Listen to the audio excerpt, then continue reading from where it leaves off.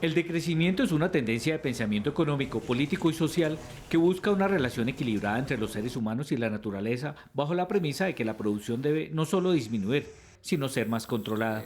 Sus promotores sostienen que el modelo capitalista aumenta las diferencias entre la población y ha llevado a la producción y el consumo a niveles que consideran excesivos, lo que extiende el hambre y la pobreza. El filósofo francés Serge Latouche, considerado su mayor impulsor, es un crítico de lo que denomina sociedad del desperdicio y considera que la acumulación de riquezas destruye la naturaleza y genera desigualdades sociales. Esta teoría está basada en que se disminuya la producción de bienes y servicios acorde a lo que son los recursos naturales y la población actual en el mundo. Sin embargo, el origen de esta teoría va más atrás, al inicio de la década de los 70, y se le atribuye al economista rumano Nicolás Georgescu-Roegen, quien consideró que es un error priorizar el crecimiento indefinido del Producto Interno Bruto y propuso abandonar el consumismo, cambiar los estándares de vida y la escala de valores. En otras palabras, adoptar un modelo sencillo. En la actualidad este modelo se conoce también como economía ecológica o bioeconomía y combina la economía, la biología y la termodinámica y enfrenta la teoría económica convencional, lo que le hizo ganar el calificativo a Georgescu-Roegen de intelectual incómodo. Desde entonces tiene seguidores en muchas partes, quienes, como Serge Latouche, insisten en que es necesario impulsar un cambio radical de orientación, trabajar menos para ganar más, porque entre más se trabaja, menos se gana. La economía del decrecimiento, o bioeconomía como lo llaman algunos, no es nuevo, data de la década de los 70. Básicamente nos explica que no se puede tener un crecimiento económico infinito en un planeta donde los recursos son limitados, porque ello nos llevaría al colapso. Hoy Latouche propone un modelo de las 8R, que consiste en reevaluar los valores consumistas, reconceptualizar un nuevo estilo de vida y reestructurar adaptando la producción a las relaciones sociales. También relocalizar fortaleciendo la autosuficiencia local, redistribuir la riqueza, reducir el consumo, reutilizar los productos y reciclar para evitar el despilfarro. Esta teoría no parece muy probable en este momento, justo después de una pandemia que golpeó la producción y el empleo, y cuando los países buscan alternativas para crecer, principalmente en las economías en desarrollo. Bueno, pues ahí está lo que dice la teoría. Sin embargo, expertos en economía reaccionaron a esa propuesta de la ministra. Dicen que después de una pandemia que aumentó la pobreza y la desigualdad, lo que se necesita es, al contrario, crecer, sobre todo en los países de ingresos bajos y medios. La teoría del decrecimiento tiene muchos años y algunos economistas consideran que no tiene respaldo empírico, que es mejor hablar de crecimiento sostenible. Algunos estudiosos de décadas anteriores han planteado que las economías deben reducir sus niveles de crecimiento económico a efectos de mitigar los efectos climáticos que tiene un crecimiento acelerado. Por eso la reacción fue muy fuerte frente a lo que dijo la ministra de Minas, de que era el momento para que los países comiencen a buscar de crecer, justo después de una crisis que trajo la pandemia y que aumentó la pobreza y la desigualdad.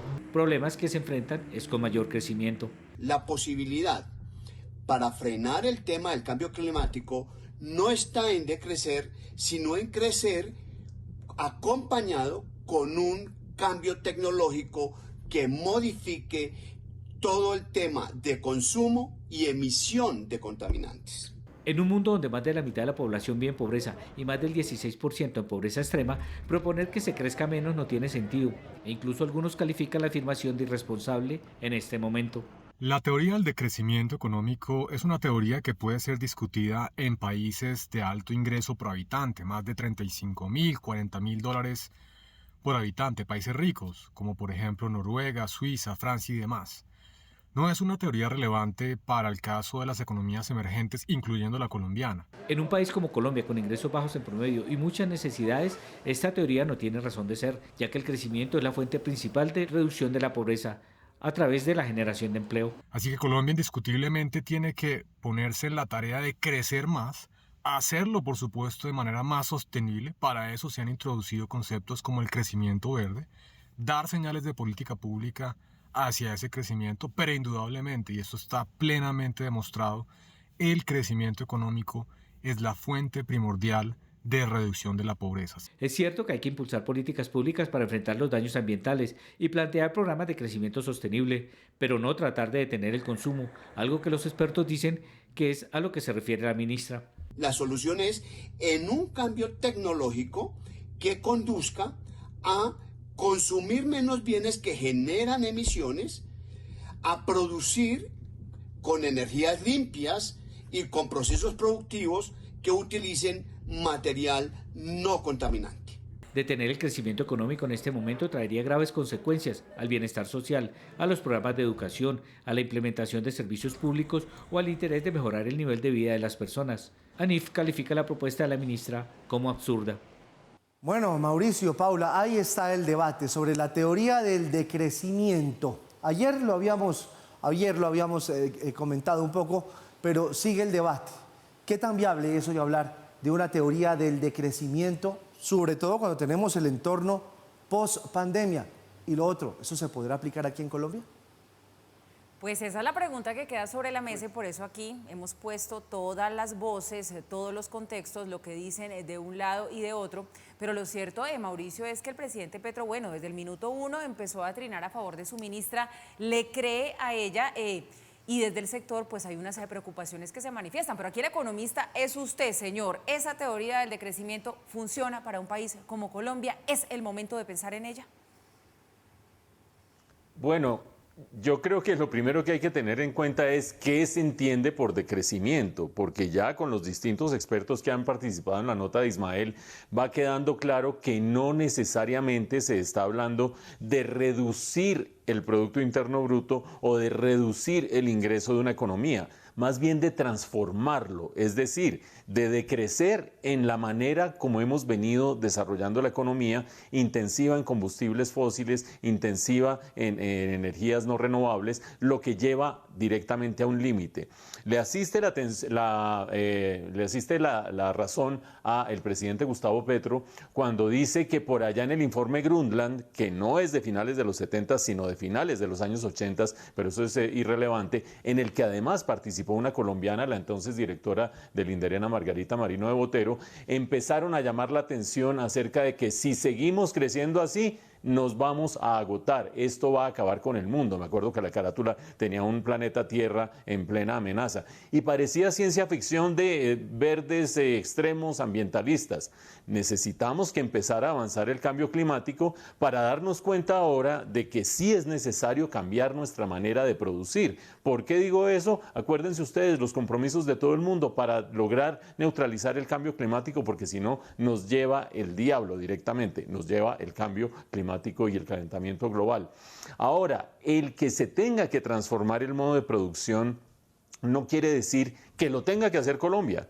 El que se tenga que hacer la transición de combustibles fósiles no tiene que decir que lo tenga que hacer Colombia, no quiere decir que lo tenga que hacer Colombia. ¿Por qué digo eso? Por una sencilla razón. Porque de lo que se trata es de ser efectivos en esta lucha contra el cambio climático. Y para ser efectivos, los que tienen que transformar ese modo de producción son los mayores generadores de gases de efecto invernadero y los mayores generadores de CO2. Y allí no está Colombia. Allí tenemos en primer lugar a China, en segundo lugar a Estados Unidos, tercero India, cuarto Rusia, quinto Japón. Colombia no produce ni el 1% de lo que produce China, ni el 1% de lo que produce China, ni el 0,5% del dióxido de carbono de lo que produce todo el mundo.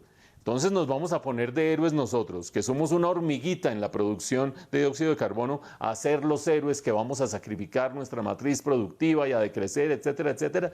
No, eso no tiene sentido. De hecho, si recuperamos la frase original de la ministra dice que hay que pedirles a otros países que entren en el decrecimiento. Le faltó complementar un poquito más diciendo que son los países contaminantes, que son los países ricos, que son los que son grandes emisores de gases de efecto invernadero. Eso sí va a tener sentido, no decreciendo de manera arbitraria, sino haciendo esa transformación. Mientras tanto, países como el nuestro necesitan crecer, necesitan luchar contra la pobreza, contra el desempleo, sacar a la gente de la miseria. Y si además de eso somos poco generadores en términos relativos de gases de efecto invernadero, tenemos todo el derecho a hacerlo. Con un último comentario. no bastaría con que uno dejara de explotar combustibles fósiles, el gas, el carbón, el petróleo, sino que el mundo dejara de utilizarlos.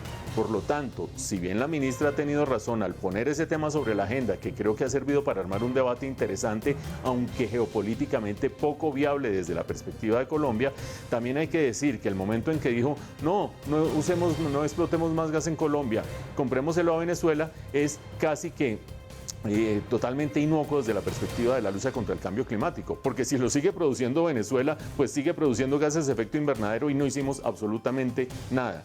Un debate que se abre en este momento, que es muy relevante, pero que hay que entender desde dónde se dice, desde qué condición se dice y si uno tiene el poder o no de poner ese tema en la agenda pública internacional.